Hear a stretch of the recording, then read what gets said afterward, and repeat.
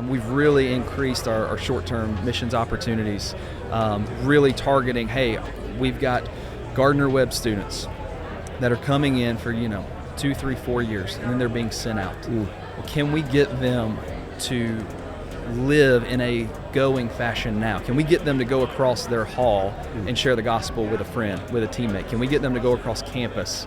Can we get them to give their spring break and go to Guatemala? Yep. Can we get them to give their 6 weeks in a summer to go and do, a city project or summer project with us, where they're getting domestic missions, some 4 weeks of equipping and training, and then a week of international missions all in a summer? If we can get those yeses, then we can get more yeses of going and sending once they graduate. This is Breaking Barriers, where we help pastors and churches grow so that they can go.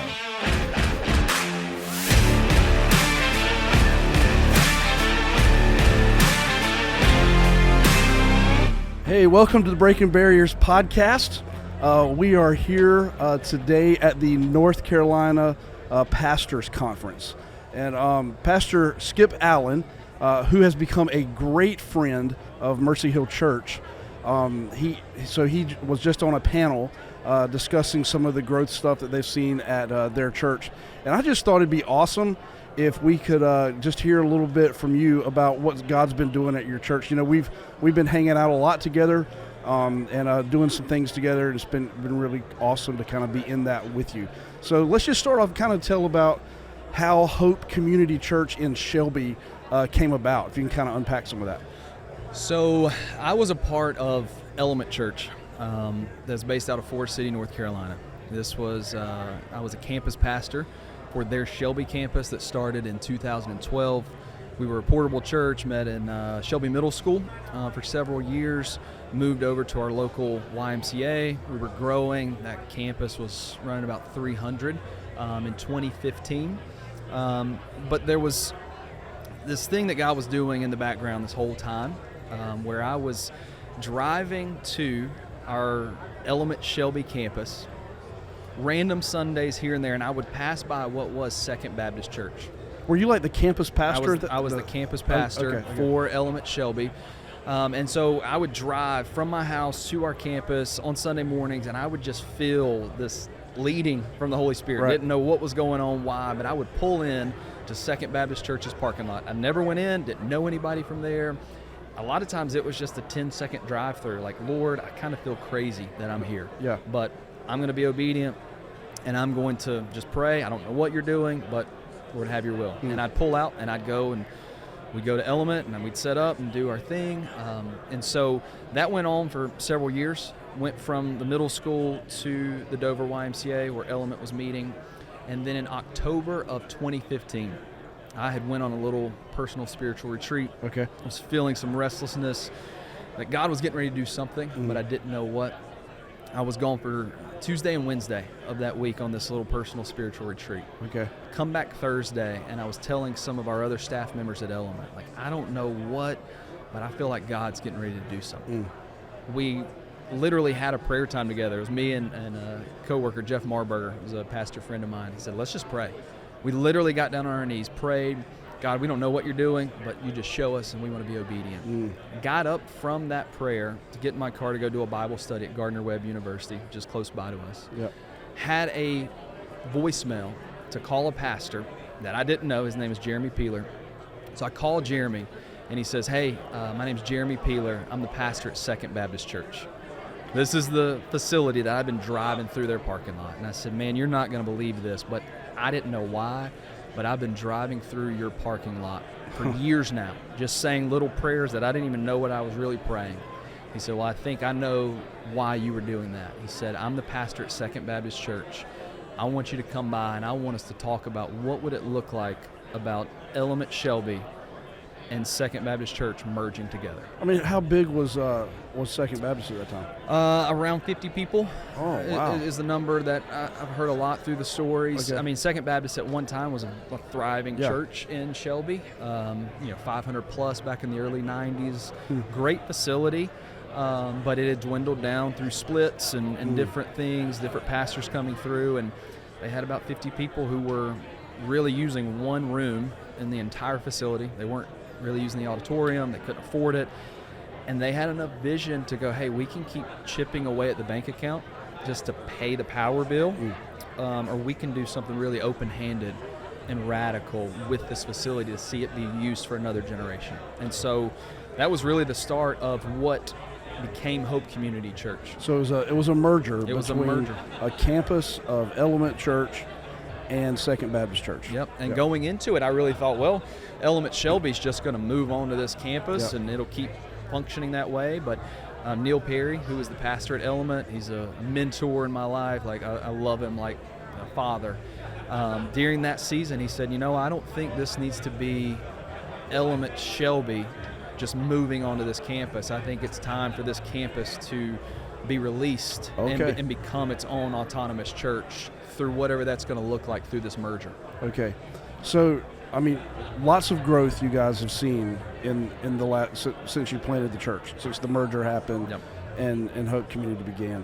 Mm-hmm. But you were already part of a multi-site kind of church, so you had some of that philosophy. It's in our DNA, for sure. Yeah, that was already part of the DNA.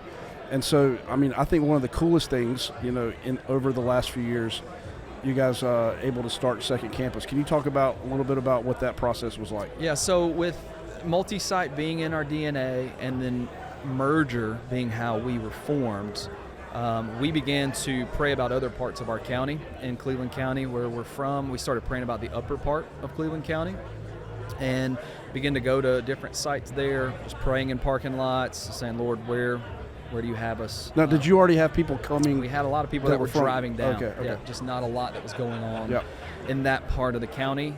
Yeah. The way we're structured and just the culture that we have. So we were praying, Lord, I think you're doing something there. Thought we were walking through another merger situation, and that's a longer conversation for another podcast. But through that, the Lord brought us about 80 people to be able to start a campus in Upper Cleveland County. And so in September of 2018, we launched that second campus. It was portable as well in Burns Middle School. And so that was going well. We had kind of bounced around between schools in that part of the county in 2018 and 2019. And then COVID hits in 2020, and that campus had to move out of the schools just because of... So, did that mean that the whole thing had to shut down, or we had purchased a small storefront in that part of the county that the plan was to launch it as a coffee shop. Okay. But the Lord used it, as provision in that season, where we moved out of the schools there. We moved into that facility. It was kind of a 1930s two-story general store kind of feel. And so we were able to sustain that campus to be able to meet there in the meantime. But that was also when the Lord began to stir more intentional steps for growth and for establishing that campus more. So it was during that period, in the middle of COVID, 2021, 22, when we began to pray, this is not sustainable in its current facility. And so we're going to have to take some steps of faith. And so in that time, we purchased 10 acres directly across from Burns High School, which is one of the 4 high schools in our county. And so we said, hey, we're going to purchase this land. We're going to put a permanent facility there in the middle of COVID. Doesn't make sense, but this is what God has called us to. That was finished up last August. So we just celebrated the 1-year anniversary in that campus, and it's tripled in size since we opened it. We've been able to really impact that community, bless that school. We've been just an open door for, if they need a place for a sports team to practice, sure, come use our auditorium. If you need a place for a recital or testing, it's opened so many doors for us to be able to influence and impact that school with the gospel. All right, so let's talk about over the last few years, what has the growth rate looked like at Hope Community Church? If we can get down to brass tacks with some numbers and all that. Yeah, so we were growing, I think a lot of churches similar to us, and then COVID hit. Yeah. And that became really 2020, 21, and almost to the third quarter of 2022. Yeah. That was an excuse for us, really. An excuse? Yeah. You mean where you're... Well, we can't do this, we can't do that, COVID. It was just kind of this weird excuse for not growing, not, moving forward. And finally, About the time we met you, well, not met you, but really moved into a new season with the guys at Mercy Hill, and before Breaking Barriers was officially a thing, right. Coming into ascending cohort with you guys was really the time frame where we said, you know what, COVID's not an excuse anymore. We can either circle the wagons, kind of land the plane and not move forward, or we can shake ourselves out of this sleep we've been in, and let's put the pedal back down. Let's keep moving forward. And so through being, in the ascending cohort, putting some best practices in place, really since then to now, we've almost doubled in our average attendance from what was really our average attendance post, that initial COVID, to now we're averaging right at 1,200 people in weekly attendance. Wow, that's incredible. Yeah. I think that it's you mentioned the ascending cohort. I think for context, people probably ought to understand, before Breaking Barriers was even a thing, the original vision, like where all this stuff kind of started, was we're like, what if we could pull together 5 churches and just kind of walk with these churches and help them grow, and then also be able to send. And I think a lot of that, y'all are part of that. You are a huge part of that. Just big success story coming from that. The way that God worked in all of it was amazing. But a lot of that came from relationship, like pre-existing relationship. And you and I had worked together back before I was at Mercy Hill, and I was working for the state convention, doing college ministry stuff. And you guys were positioned there right at Gardner Webb, and you wanted to see some things happen on the campus. Yes. So that's kind of what got us acquainted and started having conversations about ministry and all that. How would you say that your ministry at Gardner Webb has fueled what's happened at Hope Community Church? It's one of the biggest parts of it. We always had a lot of college students just because of the style that we were. It was attractional for them, but we weren't being intentional with it really until you came into the picture, helping pour gas on that fire with allowing us to have a full-time college pastor, and that college ministry developing and growing from just a college ministry to college and young adults, with a vision of growing and going. And so through that, we've really increased our short-term missions opportunities, really targeting, hey, we've got Gardner Webb students that are coming in for, 2, 3, 4 years, and then they're being sent out. Well, can we get them to live in a going fashion now? Can we get them to go across their hall and share the gospel with a friend, with a teammate? Can we get them to go across campus? Can we get them to give their spring break and go to Guatemala? Can we get them to give their 6 weeks in a summer to go and do, a city project or summer project with us, where they're getting domestic missions, some 4 weeks of equipping and training, and then a week of international missions, all in a summer? If we can get those yeses, then we can get more yeses of going and sending once they graduate. I just love the way you're talking about that progression of yeses. And just it's so important for people when you're trying to create that sending culture. They've got to have some yeses that they feel like it's a really hard yes, but that after they say yes to that, you're going to be asking them for some more yeses that are even harder. And you got to keep interrupting. You got to keep like at our Shelby campus, it's the oldest part of our church, but we just recently this fall had experienced a new surge of growth, and we had to go to 3 services. Well, we completely altered the service times where you could not stay at the exact same time. We've got to pick and choose and move and say, yes, I'm willing to come earlier to free up a seat now, or I'm willing to come later to free up a seat now, which might not seem like a big thing, but in the grand scheme, it's almost the snowball effect. I'm willing to say yes to this. I'm willing to go there. It's their rhythm. Yes. It's something that is part of their, if it's a family, they got kids and everything, and they're trying to get to a certain service, and now they're having to switch times, and it just interrupts the whole rhythm of their family. So I think that's awesome. The way that you guys even think about, you had to add a 3rd service, and you weren't willing to just let it sit there, to let the ceiling kind of, as we say, hit back.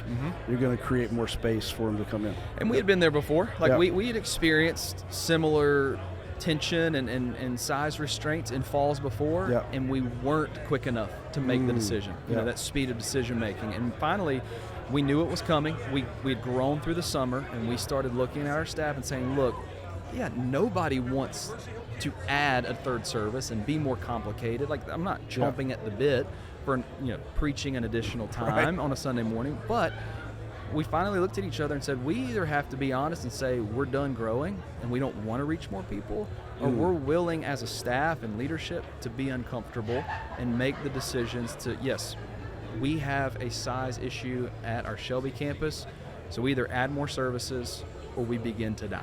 And so we said, we're going to make the decision. Man, I just love the way you put that. I mean, it can be a little contentious, because where people say, hey, we're kind of at a place where we don't want to stress people out, adding an extra service. We don't want to cause those kinds of inconveniences. Adding extra worship services, it doesn't allow the body to be together in the same kind of way. But you just said, if we don't do that, then what we're saying is we don't want to grow, and we're okay with these people not coming to Christ. Yeah. And we had done that in falls before. Like, we had experienced the growth, had these big Sundays, and then what do you see? The rhythm of it slowly. If people think there's no room for me, then there's no room for me. And we just weren't willing to make that decision this time. Like, we're gonna move forward. We're gonna grow because it helps us go. It helps us send more, reach more, and that's what we're called to do. Hey, so you mentioned that the speed of decision making. So how long did it take for you to make the decision to add that extra worship service? So July and August, we saw the trend. We knew as soon as Gardner-Webb comes back, unless something catastrophic happens, we're going to need it. You're going to hit that scene. So we had been praying, talking to other churches, like, what's the best option? Like, we didn't go completely reckless into, hey, we're doing 3 services this way, and whoever it burns out, it burns out. No, we talked to multiple churches. What are alternate times? Could we go to a Thursday? Should we try Friday? Do we go to a Monday? Is it 3 on Sunday morning? Do we come back on a Sunday? So we had surveyed, we had talked, we had done our homework.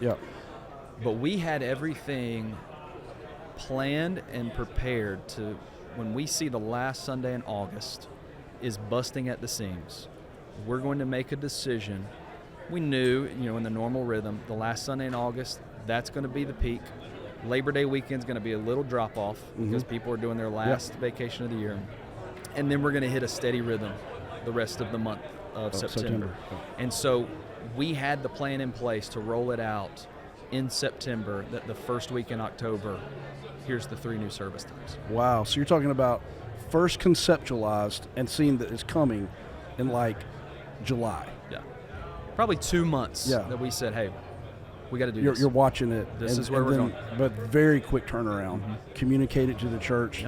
Be ready to go. And October. we had done a lot of dripping before we dropped it. We had talked to key leaders who were serving. Dripping before you drop. I love that, man. So we had talked to people that we knew they don't need to hear about this on Sunday morning for the first time from the stage. Like, they need to have had a conversation and know the reasons why and where we're going, and be bought in so that they can help sell and promote this with everyone else to get everybody on board. So, and we had done surveys for the entire Shelby campus. Like, if we did an alternate time, which one would you be most likely to come to? We talked to our staff. We have a very young staff that are in a season with a lot of kids playing sports through the week. And we, being as close as we are to Mercy Hill, the Thursday night option was very high on the list.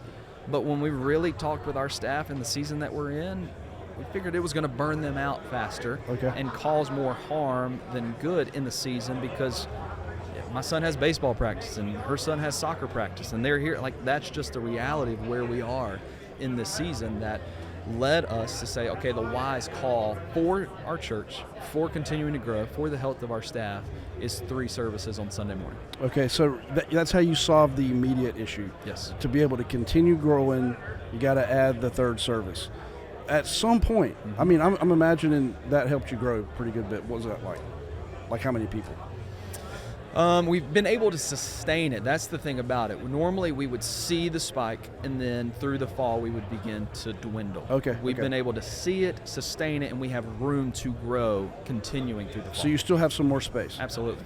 Eventually, Yes. that third service gets filled up. Mm-hmm. You're gonna have some more decisions to make. Yes. So maybe you're not ready to talk about this. I know I'm putting you on the spot, but would y'all be ready? Would y'all be thinking about? Do you add a fourth service? Do you build a new building? Do you say, okay, we're going to go to a third campus? Mm-hmm. How is it that you're thinking about that? All of the above. So any of those could be an option. We're praying. We're coming out of a 3-year campaign where we were raising funds for a church plant. We sent a church plant to Hickory. Yeah. We upgraded some of our children's facilities at our Shelby campus, and then we built the permanent campus in Upper Cleveland. And so we're finishing that up this year, and we're praying right now, like what's the mountain beyond the mountains? Yeah. Like, God, what is it? An expansion and a remodel at our Shelby campus. Yep. That facility was built in the 1970s, but it was built in such a way that it was designed to have a balcony in the auditorium. And so, okay, do we come back next year, the year after, and say, all right, we're doing an expansion at our Shelby campus, putting in a balcony, expanding more meeting and lobby space for people to fellowship before and after. But also, God, are you leading us to start a third campus? That's been something that's heavy, and some of our staff are chomping at the bit. If we started a Boiling Springs campus, they would have started yesterday, because we have a lot of people coming. Gardner Webb's right there, and so again, like this last season, having the yes on the table, and if that means some people move campuses, if that means some people shift roles on our staff, whatever that may be, that is definitely things we are praying and considering for the next season. Man, the awesome thing about that, when people start moving to different campuses, it's not a much bigger ask for them to go plant a church. Yep. And you guys have already done that once. You just talked about that Hope that's in Hickory. So you've already planted one church. Yep. But also, I know with Matt's influence on your staff in particular, nations is a really, really big deal. Yep. So what does that look like? How many people have you sent to the nations at this point?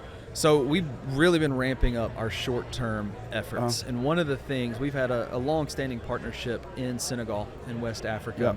And in the last couple of years, we've purchased land there. We've built a training center there. Joe and Melissa Fleming, who are missions partners of ours, are returning to the field in January. And one of our hopes and goals is with, that progressive yes, especially with college students going from maybe a 1-week spring break to a 6-week summer to a 3-month residency in West Africa. Okay. And so that is what we're looking at next for long-term international missions as a next step. That's the next big step. You can go live in Ziguinchor in southern Senegal at our facility doing reproducible discipleship training all through West Africa for a 3-month period that who knows how God will use that to call them long-term. That's awesome. We sent 42 people initially with our church plant in Hickory, North Carolina with Pastor Kenny, and with partnerships with Mercy Hill and Breaking Barriers and NC Baptist. Like, we're praying and preparing now for when's the next church plant from Hope, whether that's a parent plant or a partner plant, with some Gardner Webb students that are in our residency right now that are looking to the residency in the future. So hopefully that number increases in the future through local plants and international missions. I got ideas on that. I know you do. Yeah. We won't get into that. We won't get into that. That'll be great, though. Man, I just so appreciate your friendship, Skip, and the way that the way that God is working in your church and how humble you are in the midst of all that stuff. And man, I just love your entrepreneurial spirit in like all aspects of your life, the way you love your family, and man, you're the real deal. And so just so appreciate you and appreciate you coming and spending some time and telling Hope's story. Well, man, I appreciate it. I say it all the time, but Hope Community Church would not be where it is today without Mercy Hill and Breaking Barriers and the way God has used you guys in our lives. And so I'm eternally grateful for you and the entire Mercy Hill and Breaking Barriers team. Awesome. Hey, thanks for being here. Thank you.